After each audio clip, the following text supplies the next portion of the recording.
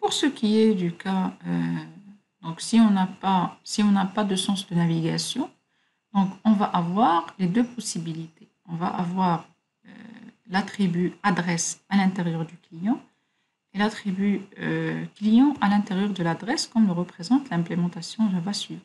Public class client, adresse, facturation comme attribut. Public void cette adresse, donc c'est l'initialisation de l'attribut adresse. Pour ce qui est de la classe adresse, on va avoir client. Donc un client minuscule de type client majuscule, et j'ai le set, l'initialisation du client. Je vais setter le client avec un client qui est passé en argument 10 clients égale à un client, et client.facturation égale à 10. Si on a par contre le sens de navigation et donc l'implémentation, on va avoir public class commentaire avec uniquement les propriétés qui concernent le commentaire. Par contre, au niveau de l'article, j'ai la possibilité d'avoir un commentaire. Dans ce cas-là, j'ai défini par exemple l'avis de l'internaute comme étant un vecteur, c'est possible.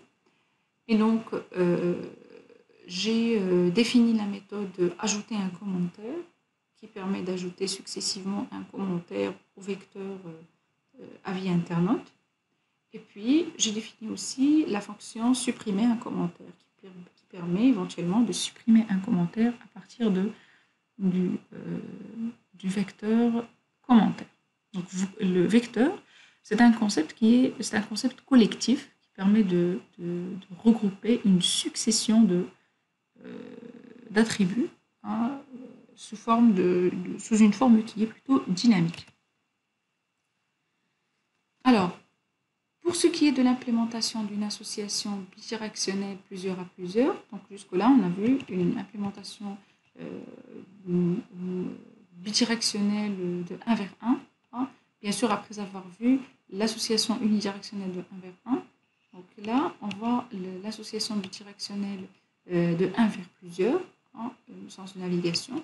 Puis, on a vu l'implémentation d'une association bidirectionnelle de plusieurs à plusieurs. Si on a plusieurs à plusieurs sans préciser le sens de navigation, il faut avoir un tableau des commentaires dans les articles et un tableau des articles dans les commentaires. Aussi simple que ça. Et par la suite, tableau, vous pouvez utiliser vecteur, vous pouvez utiliser liste, vous pouvez utiliser array list, vous pouvez utiliser éventuellement le tableau, sans problème. Mais c'est beaucoup plus facile de manipuler les listes et les array lists que les tableaux, c'est plus dynamique et ça consomme plus de mémoire. Votre programme va devenir plus performant.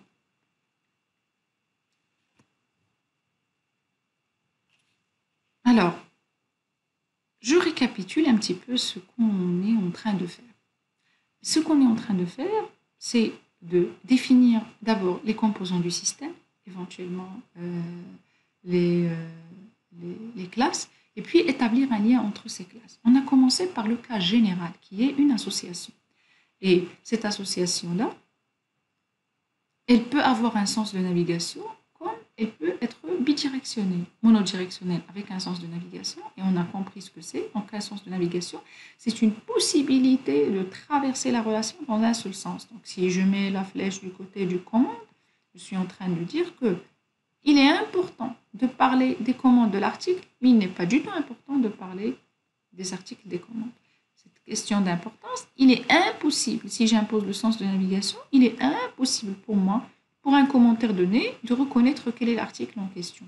Par contre, pour chaque article, il faut absolument savoir quels sont les commentaires qui les concernent. Expliquons maintenant un cas particulier d'association, à savoir l'association réflexive. Qu'est-ce que c'est qu'une association réflexive? C'est une association entre la classe et elle-même. Et quand elle joue deux rôles différents à la fois. Par exemple, si je choisis l'exemple de la classe personne, alors une personne, il peut être parent, il peut être enfant. Et donc, je peux dire que une personne est parent d'une autre personne, lien de parenté. Donc, une personne est parent d'une autre personne, ça doit être représenté, non pas représenter le parent tout seul et l'enfant tout seul, mais représenter une association réflexive. Pourquoi? Parce que le parent et l'enfant, ils ont les mêmes attributs et les mêmes fonctions. C'est des personnes, c'est des individus. Si on dit qu'une personne, il est caractérisé par son CIN, son nom et son prénom, et cette personne, il peut marcher, il peut travailler, il peut manger et dormir, et donc ça ne va pas différer entre un parent et un enfant. Chacun d'eux, il peut marcher, il peut travailler, il peut manger, il peut dormir.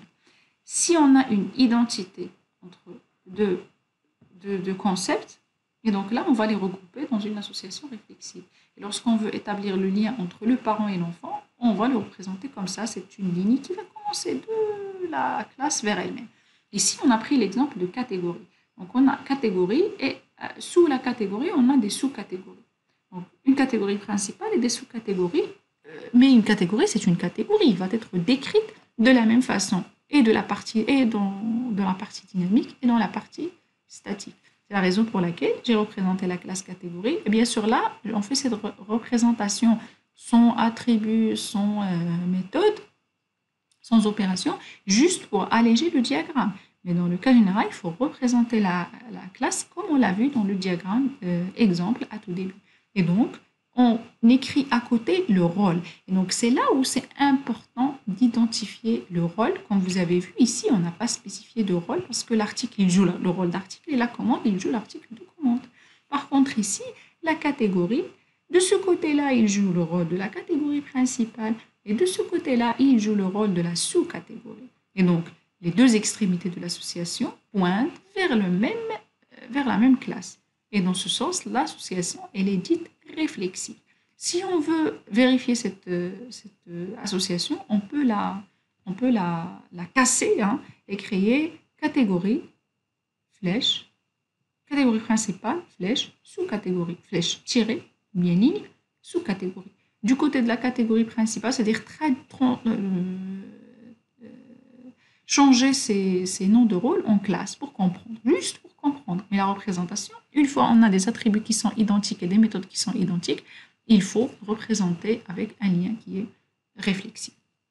Et bien sûr, les catégories, on va se poser la question, pour une catégorie, combien de catégories principales peut participer à la relation avec une sous-catégorie?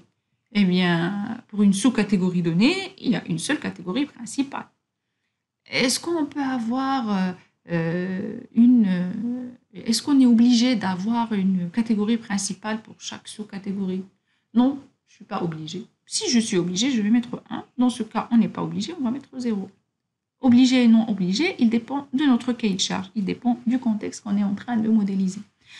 Alors, je me pose la question de l'autre côté. Combien de sous-catégories participent à l'association avec la catégorie principale? Plusieurs. Une catégorie principale peut contenir plusieurs sous-catégories. Est-ce que je peux avoir une catégorie principale qui n'a aucune sous-catégorie? Dans ce cas, non. Parce que lorsque je mets rien, ça signifie le 1, de part et d'autre. Je dois obligatoirement avoir une catégorie principale pour chaque sous-catégorie. Et donc, ça fait la cardinalité 1 et étoile de ce côté. Donc, dans le cas général, je pose la question se pose sur la classe elle-même. Dans le cas de l'association réflexive, la question se pose par rapport au rôle que joue la relation, que joue la classe dans l'association. Passons maintenant au troisième type, qui est la classe d'association. Une classe d'association, c'est une classe qui relie deux classes entre elles. Quand est-ce qu'on a besoin d'une classe d'association? Lorsqu'on a une association plusieurs à plusieurs, donc pour un article, il y a plusieurs commandes, et pour une commande, on a plusieurs articles, et il y a des attributs en commun, des attributs qui concernent l'article et qui concernent la commande. Alors, je dis qu'une association peut être raffinée, avoir ses propres attributs qui ne sont disponibles dans aucune des classes qu'elle lit. Comme dans le modèle objet, seules les classes peuvent avoir des attributs. Cette association devient alors une classe et ça s'appelle une classe d'association. Je m'explique. Alors, réfléchissez s'il vous plaît un petit peu avec moi. La quantité d'articles dans une commande. J'ai les stylos, je vais commander des stylos. Et je veux commander 10 stylos. Le chiffre 10 qui représente la quantité, est-ce que c'est une propriété, est-ce que c'est un attribut de l'article ou ou bien c'est un attribut de la commande? Ben, ce n'est ni un attribut de l'article, ni un attribut de la commande. Pourquoi? Parce que si je dis que c'est un attribut de l'article, alors à chaque fois que j'ai un article, il faut qu'il y ait une quantité. Sachant que la quantité ne dépend pas uniquement de l'article. Si je dis que il dépend de la commande, c'est-à-dire pour toutes les commandes, j'ai une même quantité, chose qui n'est pas vraie. Pour ma commande, moi, je peux commander 10 stylos. Vous, dans votre commande, vous pouvez commander 20. Et donc, le 20, il dépend à la fois de l'article que j'ai commandé et de la commande que j'ai effectuée. Donc, c'est ce qu'on appelle un attribut d'association. La même chose pour la méthode calculer le montant en ligne. Donc, calculer le montant en ligne, c'est une méthode qui permet de calculer le montant pour une commande donnée par rapport à un ensemble d'articles. Et donc, dans ce cas-là, ce n'est pas une méthode de l'article, ce n'est pas un service fourni par l'article, ce n'est pas un service fourni par la commande non plus, mais c'est un service en commun entre les deux. Donc, dans ce cas-là, lorsqu'on a ce scénario-là, on crée ce qu'on appelle une classe d'association. Je vais créer une classe qui va s'appeler ligne commande, et je vais la mettre entre l'article et la commande, et les relier en pointillé. Le seul cas où j'utilise des classes d'association, c'est lorsque j'ai ici une cardinalité maximale à plusieurs et ici une cardinalité maximale à plusieurs. Donc, pour un article, j'ai plusieurs. Pour une commande, j'ai plusieurs articles. Et pour un article, j'ai plusieurs commandes. J'insiste, la cardinalité UML, il est à côté de la classe qui la concerne. Ici, la question qui se pose, c'est combien de commandes pour un article donné? Et ici, la question qui se pose, combien d'articles pour une commande donnée? Je fixe l'autre à 1. Donc, si je veux répondre à ça, je fixe l'article à 1. Pour un article donné, combien de commandes participent à la relation avec lui? Plusieurs commandes. Moi, je peux commander un stylo. Vous pouvez commander un stylo. Une autre personne, une infinité de personnes peuvent commander des stylos. Et pour la cardinalité minimale, alors, pour une commande donnée, existe-t-il obligatoirement un article? Pour que ça devienne une commande, il faut au moins qu'il y ait un article. Et dans ce cas-là, on a le 1. Et si le 1 pour UML, si on a 1, on ne le fait pas. Si on a 0, on le représente. Donc là, vous pouvez trouver un étoile. Passons maintenant à l'association NR. L'association NR, c'est une association qui lie plusieurs classes entre elles. Donc, on n'a pas une relation qui est plutôt bidirectionnelle, mais on a plutôt plusieurs classes qui sont associées entre elles. Dans le cas de notre gestion de cours, dans le cas de l'exemple de gestion de cours, on va avoir une matière qui va être enseignée par un enseignant dans une salle de cours. Dans ce cas-là, je ne peux pas relier l'enseignant et la matière, et puis la matière et la salle, non. J'ai besoin de relier les trois. Donc, et comment on fait? On les relie avec un losange, pouvant éventuellement accueillir une classe association s'il y a des propriétés, à savoir le quota horaire, le nombre de tables, des choses qui sont en commun entre les deux. Alors, la multiplicité, souvent, elle est à plusieurs, des trois côtés, et l'association, les associations, ce type d'association, sont fréquents et concernent surtout le cas où les multiplicités sont à plusieurs. Donc, ce n'est pas pertinent d'avoir un enseignant pour plusieurs matières et plusieurs salles et on le représente comme ça, mais plutôt c'est des plusieurs à plusieurs, c'est des associations NR, c'est des plusieurs à plusieurs, de plusieurs côtés.